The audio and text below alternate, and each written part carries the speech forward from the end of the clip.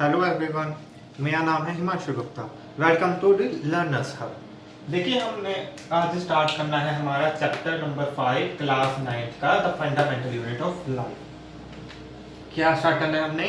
Class 9 का chapter number 5 the fundamental unit of life. Biology की हमारी ये क्लास है। देखिए, हमारी फंडामेंटल यूनिट है क्या? फंडामेंटल यूनिट है हमारी बेसिकली सेल। यानी कि इस चैप्टर में हमने क्या पढ़ना है? सेल के बारे में। क्या पढ़ना है हमने इस चैप्टर में? सेल के बारे में कि सेल हमारा क्या है। देखिए, जो हमारा फंडामेंटल यूनिट कह लीजिए या सेल कह लीजिए, इसके हमारे पास दो और नाम है। जैसे हम structural unit and functional unit, इन दो नामों के से भी जानते हैं। स्ट्रक्चरल एंड फंक्शन क्या है हमारा सेल। देखिए, हम सेल को structural unit and functional unit इन दो नामों से क्यों जानते हैं? देखिए, जो हमारा शरीर है, चाहे वह कोई भी लिविंग थिंग है, चाहे वो एनिमल हो, प्लांट हो, हम हो, कुछ भी हो, वो किससे बनती है? सेल से। कोई भी जिंदा चीज किससे बनी होती है? सेल से। और आप ऐसे देख लीजिए, मेरी स्किन है, वो कैसे बनी हुई? मिलियंस ऑफ सेल, काफी सारे सेल इकट्ठे होकर क्या बनाई हुई है? स्किन। अगर ये स्किन यहाँ से डैमेज हो जाए, उसकी जगह क्या बन जाएगी? नई स्किन बन जाएगी। किसकी मदद से? सेल। मतलब क्या हुआ? सेल क्या कर रहे हैं? मुझे स्ट्रक्चर प्रोवाइड कर रहे हैं। मेरी स्किन को देखो, स्ट्रक्चर प्रोवाइड किया हुआ है। इसी के लिए सेल को हम क्या कहते हैं? Structural unit. क्या कहते हैं हम? Structural unit. फंक्शनल यूनिट की बात करूं तो सेल, देखिए, सेल क्या करता है हमारा? बहुत सारे काम करता है। चाहे वो कोई भी काम हो, बेसिक यूनिट, इसे हम एक और नाम भी कहते हैं बेसिक। मतलब कि शुरुआत से स्ट्रक्चरल फंक्शन को मिलाकर हम क्या कह देते हैं? Basic unit. क्योंकि ये हमारी क्या है? सबसे छोटी यूनिट। इसी से क्या होता है? नई यूनिट बनती है। जैसे एक अकेला सेल काम करता है, कोई कुछ सेल मिलकर क्या करते हैं? टिश्यू बनाते हैं, उससे भी काम करते हैं। टिश्यू कुछ मिलकर क्या बनाते हैं? ऑर्गन्स। देखिए क्या हुआ है, हमारा सेल टिश्यू भी बनाता है, ऑर्गन्स भी बनाता है, अकेले भी काम करता है, अकेले भी फंक्शन करता है। हमारा सेल बहुत काम करता है। सेल से ही टिश्यू बनते हैं, टिश्यू से ऑर्गन बनते हैं, अकेला सेल भी काम करता है। यानी कि क्या है वो हमारा? Functional unit. क्या है हमारा सेल? एक फंक्शनल यूनिट। ये सब थी क्या? बेसिक बातें। ये सब थी हमारी सेल के रिलेटेड बेसिक बातें कि सेल हमारा असल में होता क्या है। अब जब हमें पता लग गया कि सेल क्या है हमारा, स्ट्रक्चरल एंड फंक्शनल यूनिट, अब हम बात करते हैं कि इस सेल को डिस्कवरी, इसकी डिस्कवरी की बात करते हैं कि सेल को खोजा किसने, कब खोजा। इसके बारे में हम रिलेटेड हम अब सेल के बारे में पढ़ेंगे। ओके, तो देखिए, हमने अब क्या देखना है कि जो हमारा सेल है उसकी डिस्कवरी किसने की। क्या देखना हमने? हमारा बेसिकली टॉपिक क्या है? डिस्कवरी ऑफ सेल, सेल की डिस्कवरी। देखिए, जो हमारा सेल है इसको डिस्कवर किसने किया? रॉबर्ट हुक ने। हमारा जो ये सेल है, बेसिकली इसको डिस्कवर किसने किया? रॉबर्ट हुक ने। कब डिस्कवर किया? 1665 में। हमारे सेल को डिस्कवर किसने किया? रॉबर्ट हुक ने, 1665 में। ये तो हमको पता है, मगर उसने ऐसा क्या देखा या उसने ऐसा क्या किया जिससे उसको सेल की खोज हुई? उसने ऐसा कुछ तो किया होगा ना कि उसको सेल मिला। उसने क्या किया? देखिए, उसने ली एक थिन स्लाइस ऑफ कॉर्क।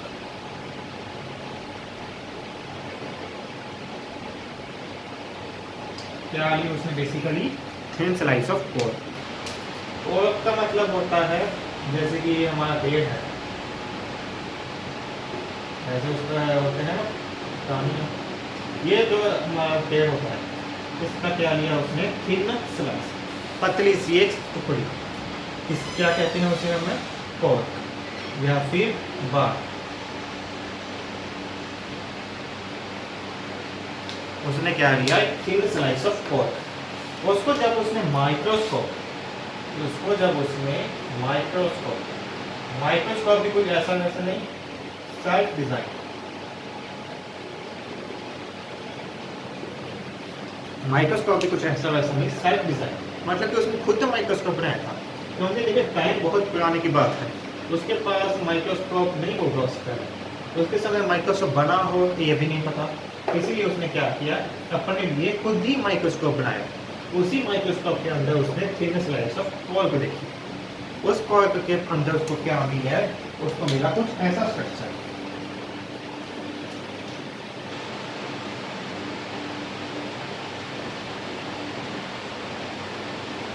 ऐसा कुछ स्ट्रक्चर उसको देखने को मिला। ये जो स्ट्रक्चर है ये किससे सैंपल का है, किससे मिल रहा है, हमारा हनीकॉम्ब से। हमारे ये स्ट्रक्चर हनीकॉम्ब से मिलता है ना, हनीकॉम्ब मतलब मधुमक्खी का छत्ता, मधुमक्खी के छत्ते का सही है ना ये स्ट्रक्चर। इस स्ट्रक्चर में जो ये है अकेले अकेला, उसको उसने नाम क्या दिया, कंपार्टमेंट। क्या नाम दिया, कंपार्टमेंट। कंपार्टमेंट आपको पता ही है क्या, एक छोटा सा कमरा, क्योंकि देखिए हम होटल में जाते हैं उसके अंदर क्या होता है, बहुत सारे कंपार्टमेंट्स कमरे होते हैं ना, छोटे छोटे, जहाँ पर लोग रहते हैं। उसी तरह इसके अंदर क्या निकला, छोटे छोटे कंपार्टमेंट्स, जिसको उसने नाम क्या रख दिया, बेसिकली सेल। तो उसने इसको नाम क्या दे दिया, सेल। इस तरह क्या की उसने सेल की डिस्कवरी, अपने लिए खुद ही माइक्रोस्कोप बनाया, खुद ही उसने थिन स्लाइस ऑफ कॉर्क ली, माइक्रोस्कोप के अंदर देखने से उसे हनीकॉम्ब जैसा स्ट्रक्चर मिला, मतलब कि ये क्या है, अकेला स्ट्रक्चर सेल, यानी कि इसमें काफी सारे सेल्स आपस में जुड़े हुए मिलकर एक स्ट्रक्चर बनाए। क्या स्ट्रक्चर बनाया है, हमारा कॉर्क। क्या बनाए, हमारा कॉर्क। ओके देखिए, अब हमारा टॉपिक है cells of an onion peel. Onion peel जो हमारा प्याज का छिलका है, उसके सेल्स हमें किस तरह को देखने को मिलेंगे, अब हम उसकी बात कर लेते हैं। देखिए, किसी भी चीज को सेल्फ देखने के लिए हमें जरूरत पड़ती है किसकी, माइक्रोस्कोप की। माइक्रोस्कोप के अंदर हमें क्या क्या जरूरत पड़ती है, तो एक हमें जरूरत पड़ती है ग्लास लाइट की, प्लस मटेरियल, प्लस छोटी सी कवर स्लिप। तो बेसिकली हमें माइक्रोस्कोप के अंदर देखने के लिए तीन चीजों की जरूरत है, glass light, material and cover slip. हमने बेसिकली करना क्या है, ऑनियन पील जो प्याज का छिलका है उसे राइट साइड के ऊपर रखना है, उसके बाद इसे कवर स्लिप से ढक देना है। कवर स्लिप का काम क्या होता है, मटेरियल को संभाल कर रखना कि वो इधर उधर ना हो जाए, इसीलिए हम उसको मटेरियल के ऊपर रख देते हैं। अब इस तैयार ग्लास लाइट को हम माइक्रोस्कोप के अंदर देखेंगे तो हमें ऐसा स्ट्रक्चर देखने को मिलेगा।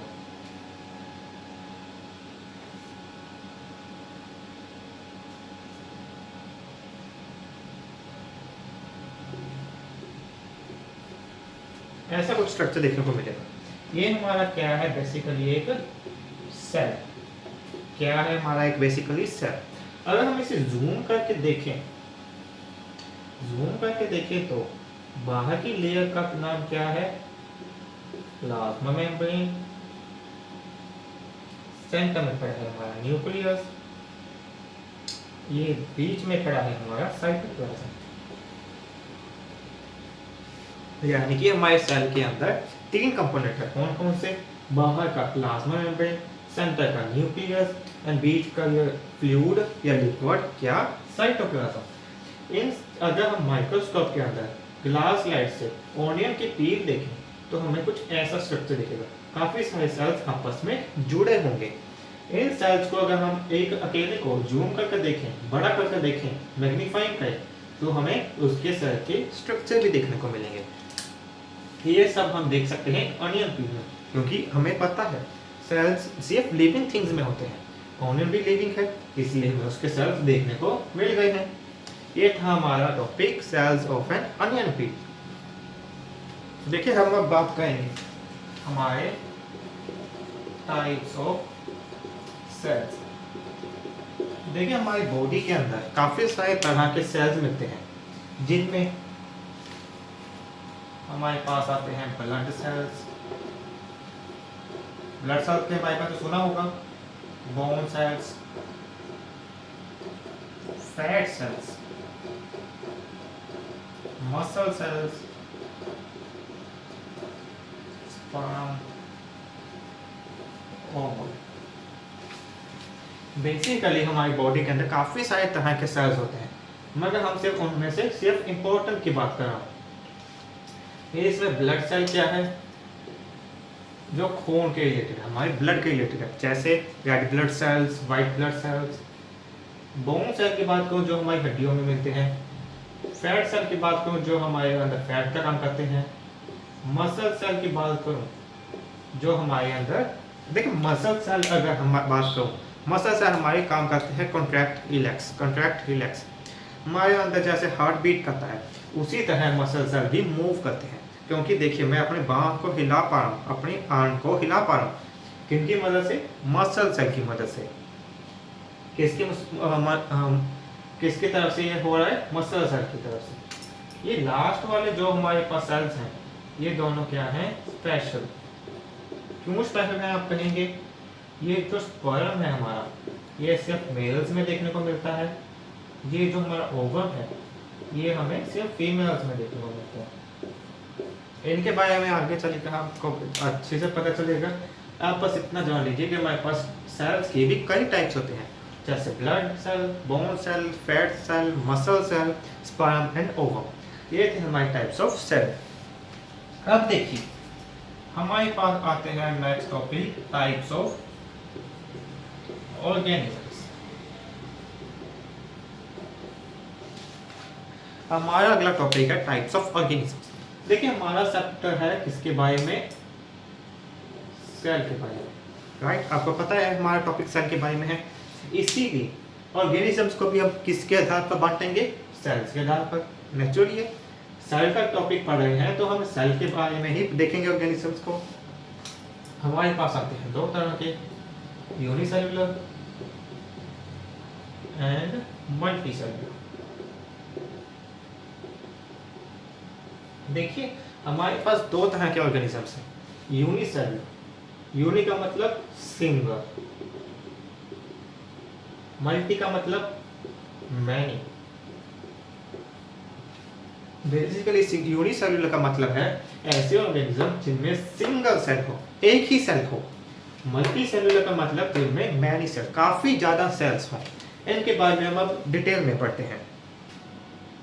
ओके देखिए अब हमने बात करनी है टाइप्स ऑफ ऑर्गेनिजम्स की। सबसे पहले बात करेंगे हम यूनिसेल्युलर की, उसके बाद बात करेंगे हम मल्टीसेल्युलर की।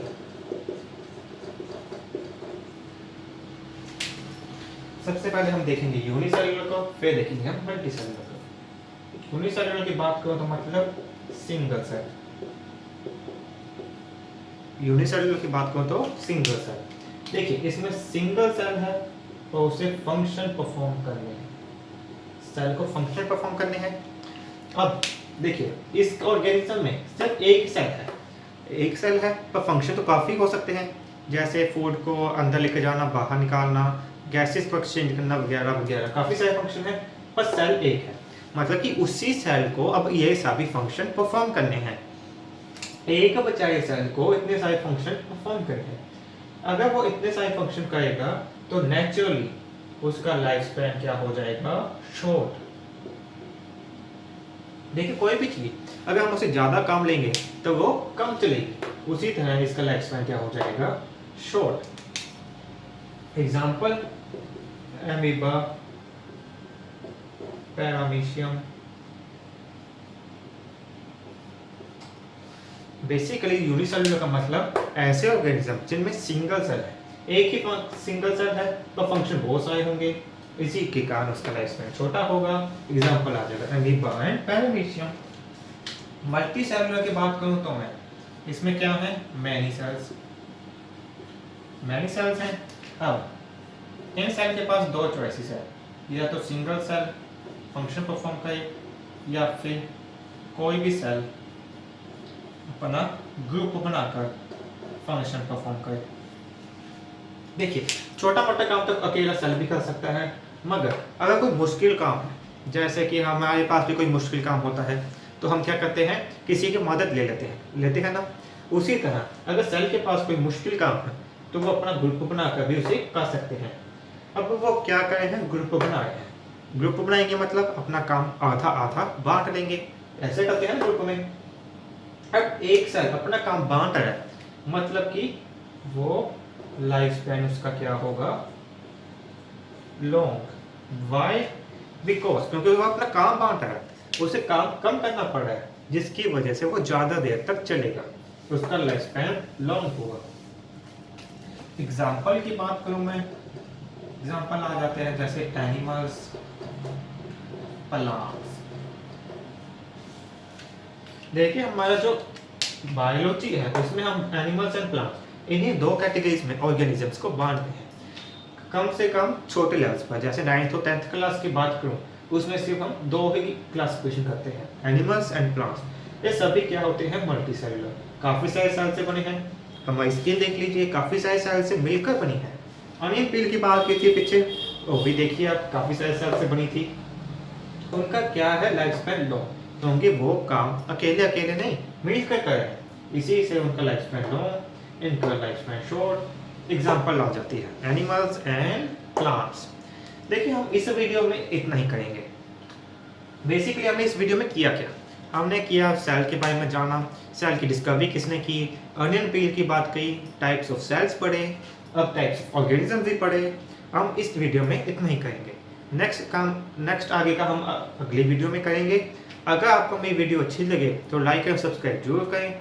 अगर आपको कुछ नहीं समझ लगा तो आप उसे कमेंट में भी लिख सकते हैं और वीडियो को दोबारा भी देख सकते हैं, क्योंकि अगर आप एक दो बार वीडियो दोबारा देखेंगे तो आपको अच्छी तरह वो दिमाग में बात बैठ जाएगी। Thank you very much.